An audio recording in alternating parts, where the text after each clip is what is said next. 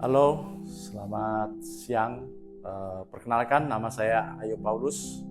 Saya beribadah di GPI Rock RCC Margorejo, dan di sini saya ingin menceritakan pengalaman saya, encounter saya dengan Tuhan Yesus, pertemuan yang sangat indah yang akan saya sampaikan pada kesaksian hari ini. Seperti mungkin banyak diketahui bahwa belum lama atau sekitar bulan Maret itu istri saya mengalami sakit, kena pneumonia. Di samping memang sebelumnya juga sudah ada gangguan aritmia jantung. Nah, istri saya sempat masuk rumah sakit di awal bulan April, dan di situ istri saya mengalami banyak gangguan pernapasan, sesak, dan setelah masuk rumah sakit dinyatakan bahwa istri saya terkena pneumonia. Ya, tentu ini menjadi pergumulan juga buat kami. Saya sebagai suami, juga anak-anak, dan kami semua bergumul, dan pergumulan kami bawa ke tangan Tuhan tentunya sebagai orang percaya. Dan berjalan akhirnya 1 minggu kami keluar, dan pada waktu itu memang sedang diumumkan ada doa puasa dalam rangka Prapaskah yang seringkali diumumkan di gereja, dan saya memang sudah berniat untuk mengikutinya.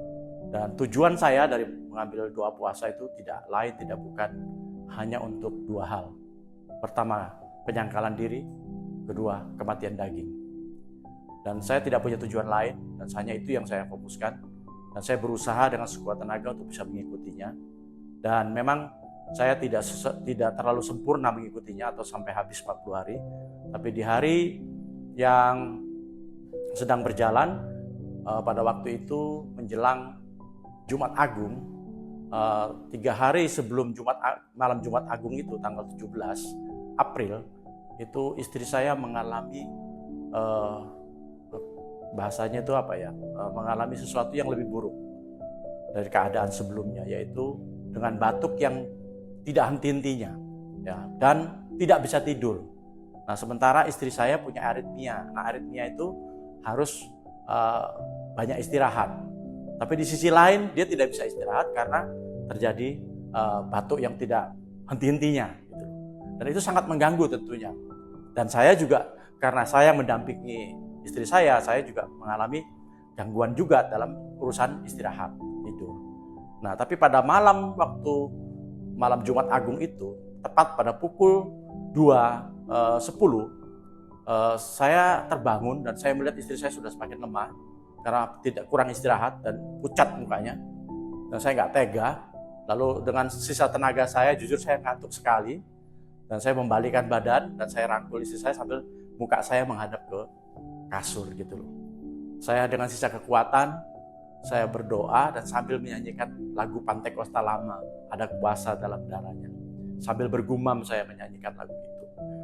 Dan saya peluk istri saya katakan, Tuhan, 2000 tahun yang lalu, malam ini Engkau memulai jalan salib itu.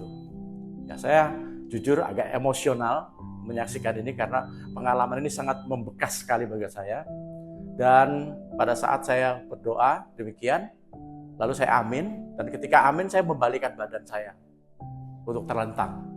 Dan kebiasaan di kamar saya itu TV gak pernah dimatikan sampai dia mati sendiri. Dan hari itu saya tahu TV saya masih hidup. Tapi ketika saya membalikan badan, televisi itu tidak terlihat dan suaranya pun tidak ada. Dan yang ada hanya cahaya yang begitu terang. Terang sekali, melampaui terang yang pernah saya lihat. Dan akhirnya saya melihat ada siluet lewat dan berjubah putih, dan dia merangkul istri saya di sebelah kiri saya. Dia merangkul dan istri saya itu ditutupi dengan jubahnya. Dan sepertinya dia duduk. Dan pada waktu saya melihat cahaya itu dan saya melihat dia berjalan itu, tubuh saya itu tidak bisa digerakkan. Saya lemah, tetapi roh saya itu berkobar-kobar. Roh saya itu seperti ingin keluar dan ingin menyambutnya gitu. Tapi tubuh yang saya mau gerakkan ini, jadi saya hanya tertelungkup di depan kasur itu, di sebelah istri saya hanya tertelungkup, dan yang keluar dari mulut saya adalah hanya kata-kata kudus, kudus, kudus. Dan saya cuma bisa ngomong minta ampun. Tuhan, saya minta ampun, saya minta ampun, saya minta ampun. Ya, saya merasa bahwa Ada banyak yang membuat saya ragu dengan Tuhan. Ada banyak tekanan hidup yang membuat acap kali saya meragukan kasih karunia Tuhan. Dan seterusnya, pada waktu saya menengok ke kiri, dan dia seperti menunjuk dengan tangan kirinya ke arah depan TV itu. Dan ketika dia menunjuk itu, saya diperlihatkan waktu Yesus disalib. Saya diperlihatkan insiden atau suatu kejadian yang pada waktu 2000 tahun lalu yang dia laksanakan, yaitu dengan dia disalibkan. Dan apa yang saya lihat itu sedikit mirip dengan film yang pernah saya lihat, The Passion of the Christ.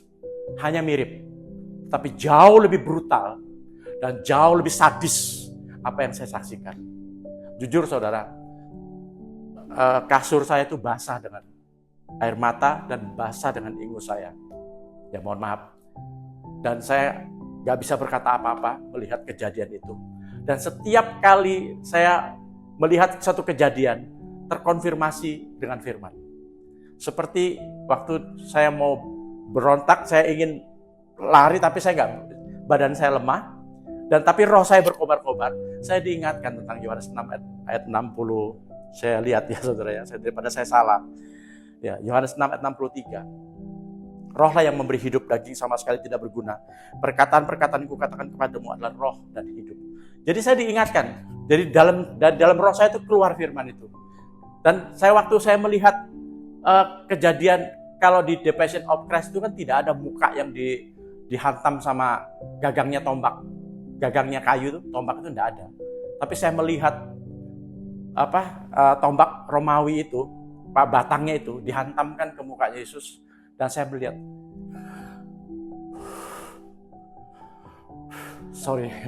saya melihat daging pecah dari mulutnya. Dan pada waktu saya melihat kejadian itu, dalam diri saya, dalam roh saya itu keluar ayat Yesaya pasal 53 ayat yang kelima. Dia berkata, tetapi dia tertikam oleh karena pemberontakan kita, dia diremukkan oleh karena kejahatan kita. Ganjaran yang mendatangkan keselamatan bagi kita ditimpakan kepadanya, dan oleh bilur-bilurnya kita menjadi sembuh. Jadi setiap kali saya melihat kejadian, itu dikonfirmasi sama firman. Setiap kali saya melihat sesuatu kejadian, saya dikonfirmasi oleh firman. Dan pada waktu dia melihat karya penyaliban itu, saudara, saya tuh sampai nggak bisa buka mata. Tapi saya tetap bisa melihat. Saya tetap bisa melihat kejadian itu. Kejadian itu begitu sadis, saudara. Sungguhan. Memang seperti yang ditulis dalam Yesaya pasal 53 itu. Rupanya pun tidak ada. Sampai dia nggak punya rupanya gitu. Itu saya lihat sendiri gitu. Dan terakhir pada waktu saya menundukkan badan itu, merunduk. Jadi saya baru teringat gitu loh. Kalau orang ketemu Tuhan Yesus, dia pasti jatuh tertelungkup. Tidak ke belakang, tapi tertelungkup. Sujud menyembah. Semua. Seperti yang dilakukan oleh tua-tua. 24 tua-tua di dalam Wahyu pasal 4 itu. Ayat 10. Dan selanjutnya saudara, terus terjadi itu sampai akhirnya tiba-tiba redup saudara. Cahaya itu redup. Dan saya membalikkan muka. Dan Yesus sudah tidak ada di samping saya. Dan pada waktu saya lihat keadaan tubuh saya mulai pulih, saya bisa bergerak. Dan saya lihat istri saya tidur. Pulas sekali. Dan saya melihat wajah istri saya penuh dengan damai sejahtera. Dan tidak sampai di situ saja saudara. Dan itu membuat saya hari itu, malam itu, jiwa saya bergelora. Ya, saya meletup-letup, meledak-ledak, saya nggak tahu apa. Semua saya sepanjang pagi itu sampai dengan pagi itu, saya hanya mencucurkan air mata. Dan air mata itu bukan air mata kesedihan, tapi air mata sukacita yang luar biasa, saudaraku. Dan besoknya saya belum bisa bercerita dengan istri saya. Sorenya saya baru bisa bercerita. Saya bilang sama istri saya, tadi malam Tuhan mengunjungi kita. Aku cuma pesan satu hal sama kamu. Jangan main-main lagi dengan Tuhan. Waktu Tuhan disalibkan, saya lihat Tuhan cuma berkata begini, semua sudah aku berikan. Tidak ada yang aku tidak berikan untuk kamu. Jadi jangan pernah ragukan kesetiaanku. Itu kata-kata yang masuk dalam telinga saya. Kiranya, dan setelah itu, seluruh kehidupan kami berubah total. Istri saya menjadi semakin strong, saya juga semakin berkobar-kobar. Dan Tuhan ingatkan, ada pesan yang sangat signifikan yang Tuhan berikan kepada saya melalui apa yang saya lihat itu. Biarlah kematian daging saya itu baunya lebih menyengat daripada apa yang menjadi pelayanan saya. Biarlah kematian daging saya itu mendahului daripada apa yang menjadi perbuatan saya. Saya kira itu yang dapat saya saksikan. Kiranya Tuhan memberkati kita semua. Amin.